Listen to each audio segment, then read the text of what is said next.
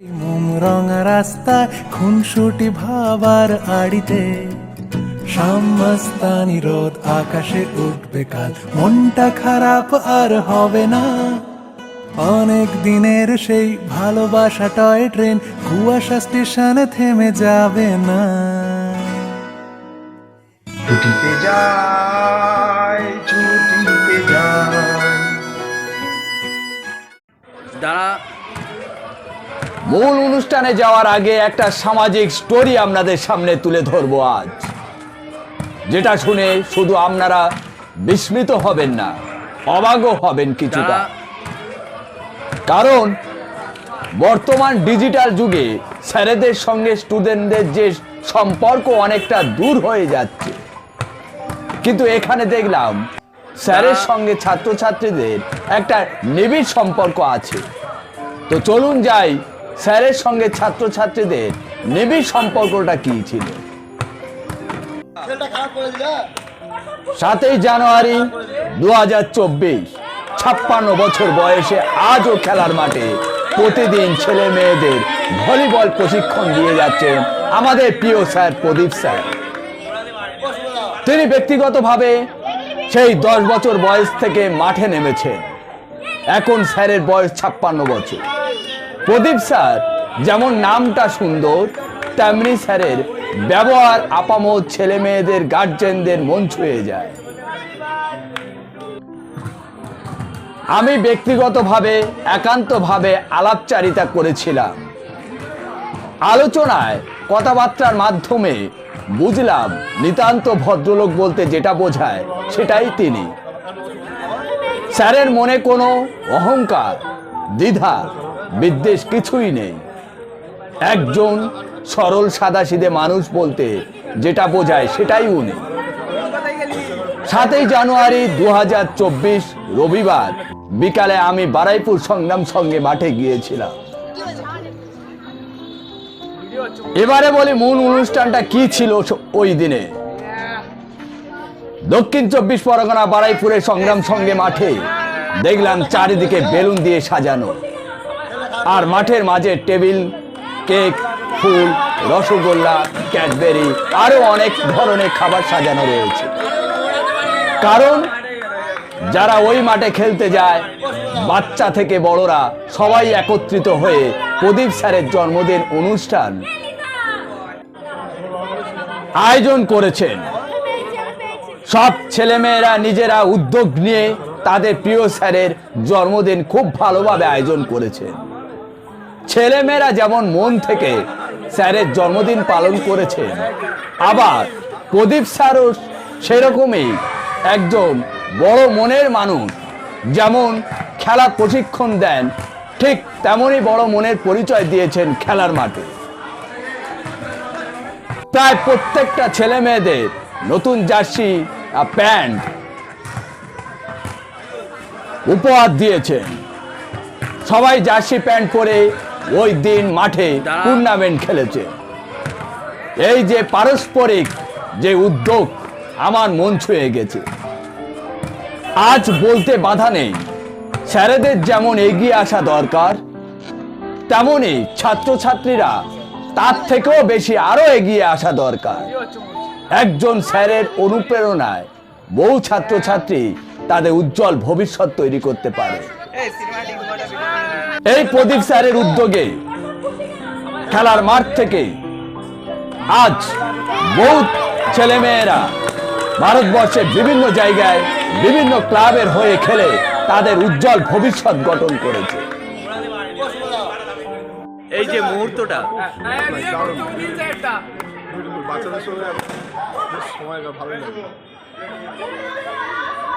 আপনার কত বছর? এই 56 টোটাল কটা জার্সি দিয়েছেন? 30। মানে আপনি আগে থাকতে প্ল্যান করেছিলেন না হঠাৎ? না, এটা আমি আগে থেকে প্ল্যান করেছিলাম যে আমাদের এখানকার যে বাচ্চাগুলি আছে, যে তারা সবাই এক ড্রেস করে প্র্যাকটিস করে বিগত দিনে যেন আরও ভালো করে উন্নতি হতে পারে। Thank you. আর এখানকার ছেলেরা ভালো খেলুক, বড় জায়গায় পৌঁছো, এটাই আমি চাই। Thank you. সবাইকে শুভেচ্ছা ও ভালোবাসা জানিয়ে আমি আফতাব হালদার প্রতিদিনের মতো আজও শুরু করছি বেড়ানোর খবর। ছুটিতে যাই চ্যানেলে আজ আপনাদের নিয়ে যাব লাটাগুড়িতে। চলুন যাই লাটাগুড়ির তৃতীয় পর্ব কি আছে একবার দেখে নেওয়া যাক। যারা প্রথম পর্ব দ্বিতীয় পর্ব এখনো দেখেননি তারা দেখে নেবেন, লিঙ্কে দেয়া আছে। নেপালে প্রবেশ করার পর সবাই মোবাইল ফোন ফ্লাইট মুডে করে দিলাম, কারণ ফোন এলে খরচ বাড়বে। এবার তিনজনেই একই ড্রেস কিনলাম, এই একই রকম জামা গায়ে দিয়ে ঘুরবো। যেমন বলা তেমন কাজ। নেপালে সর্বত্রই ভারতীয় টাকা চলে, 500 টাকার নোট ও অসুবিধা হলো না। মনের মধ্যে এসে গেল বিদেশ বিদেশ ভাব। যে হোটেলে ছিলাম সেটা লাক্সারি হোটেল। লাক্সারি বটে, কিন্তু কি নেই ওই হোটেলে? Casino, swimming pool, spa, gym, bar সবই আছে। বিশাল 3 তলা হোটেল, সুন্দর স্থাপত্য, রিসেপশনের সামনে দরজায় নজর কাড়ার মতন। বিশাল বৌদ্ধ মূর্তি, পাশে রয়েছে পূর্ণবয়স্ক বাঘের মূর্তি, রয়েছে রিপ্লায়েন্ট ম্যাসেজ সোফা। একটা রুম ভাড়া পড়লো প্রায় 7,000 টাকা করে। রুমের মধ্যে টুথব্রাশ, চিরুনি, সাবান, শ্যাম্পু, ক্রিম, তোয়ালে, চটি সব মজুদ ছিল। তাড়াতাড়ি নতুন জামা গায়ে দিয়ে সবাই বেরিয়ে পড়লাম পাশের ক্যাসিনোর উদ্দেশ্যে। ঢুকতে গেলে জন প্রতি 2,000 টাকা ঢোকার চার্জ দিলাম। তিনজনে মোট 6,000 টাকা দিয়ে একটা কুপন সংগ্রহ করে ভেতরে ঢুকলাম। ভিতরে ছবি তোলার বারণ, তাই ছবি তুললাম না। ভেতরে দেখলাম আলো ঝলমলে বিশাল হল ঘর, অনেক টেবিল, কিছু দর্শক, কিছু ক্যাসিনোর কর্মী।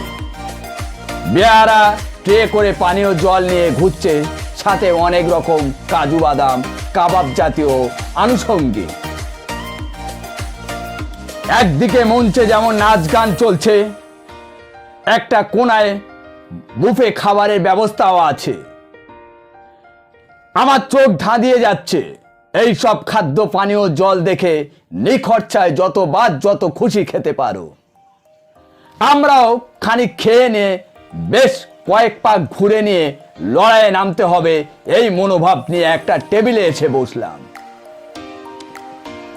এবার জোর বিজোড় সংখ্যা দিয়ে বিরামহীন ভাবে জিততে শুরু করলাম। তারপর নাচ গান উপভোগ করলাম। পেট ভরে খাওয়া আর মন ভরে বিভিন্ন খেলা খেলে যখনই আমাদের প্রবেশ মূল্যে 6,000 টাকা লাভ হয়ে গেল, তখন মোট টোকেনে ভাঙিয়ে নগদ 6,500 টাকা নিয়ে খেলা থামালাম। জীবনে প্রথম ক্যাসিনোর অভিজ্ঞতা জেতাই দিয়ে শেষ হোক। রুমে ফিরে ঘুমের দেশে চলে গেলাম। রাত কাটলো সুখ স্বপ্নে জেতার আনন্দে। সকালে ঘুম ভেঙে রুমের বারান্দায় থেকে দূরে পাহাড় দেখে মনে একটা বিদেশ অনুভূতি হলো। তার সঙ্গে হিমালয়ে যেন ডাক পাঠালো। দেখা যাক হিমালয়ে ছোঁয়া যায় কিনা। আমাদের একটা ঘরের বারান্দা থেকে আবার হোটেলের চত্বরে ভালো দেখা যাচ্ছে। পাঁচিল ঘেঁষে অনেক ছোট ছোট আম গাছ, তাতে ঝুলন্ত লোভনীয় আম। দেখে এক কর্মচারী আম পাড়ছে। আমরা ইশারা করতে দোতলার ঘরে বারান্দায়, সেখানে আমাদের একত্রিত ছবি তোলা চলছে একই জামা গায়ে, সেখানে ছুড়ে দিল। বার দুয়েক চেষ্টা লুফে নিলাম আর সঙ্গে সঙ্গে খেতে শুরু করলাম। খেতেও ভালোই ছিল। এবার আসলো জলযোগের পালা। দেখি এরাই ব্যবস্থা, এটাও কমপ্লিমেন্টারি, তাই যা খুশি যত খুশি খেয়ে নিলাম।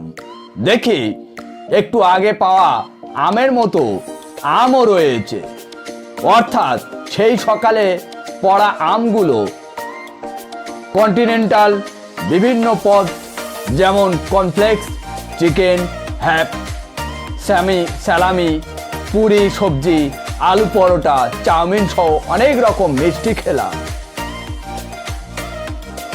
চা আমরা পুলের ধারে পান করব বলে মনস্থির করলাম। এবার আমাদের হোটেল ছেড়ে বেরোতে হবে। স্পা, জিম এগুলোতে আর ঢোকা হলো না। বেরোনোর আগে রিসেপশন ম্যাসেজ চেয়ারে বসলাম। কোমর, হাত পা খানিক ম্যাসেজ করে নিলাম। যদিও 500 টাকা লাগে, কিন্তু আমাকে নিখরচায় করে দিল।